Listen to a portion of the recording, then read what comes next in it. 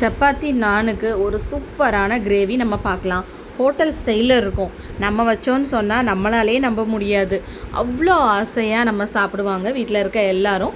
ரொம்ப ஈஸிங்க. சிக்கனை வந்து ஃபஸ்ட்டு மஞ்சப்பொடி போட்டு நல்லா வாஷ் பண்ணி எடுத்துக்கோங்க. அப்புறம் சிக்கன் 65 மசாலா, கார்ன்ஃப்ளவர், கொஞ்சம் லெமன் ஜூஸ், அதுக்கப்புறமாட்டு கொஞ்சம் எக் ஒயிட்டு, இஞ்சி பூண்டு பேஸ்ட்டு எல்லாம் சேர்த்து நல்லா மிக்ஸ் பண்ணிவிட்டு ஒரு 1/2 hour ஊற விட்டுக்கோங்க.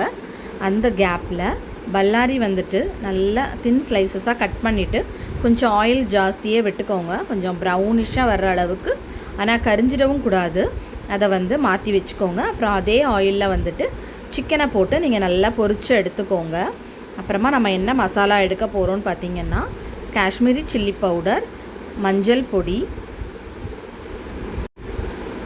கரம் மசாலா எல்லாம் எடுத்துக்கிறோம். அதை வந்துட்டு கொஞ்சம் அந்த ஆயிலில் வந்து 1 நிமிஷம் ஷார்ட்டே பண்ணிவிட்டு அதில் வந்துட்டு கொஞ்சமாக தண்ணி விட்டுக்கோங்க. நான் பாத்திரம் சின்னதாக இருக்குன்னு வேறு பெரிய பாத்திரத்துக்கு மாற்றிக்கிட்டேன். அதுக்கப்புறமா இதில் வந்து மெயினான விஷயம், நல்ல ஒரு பெரிய கப்பு தயிர் விட்டுக்கணும். அதில் நம்ம பொரித்து வச்ச சிக்கனை சேர்க்கும்போது நல்ல ஒரு ஜூஸியாக இருக்கும்.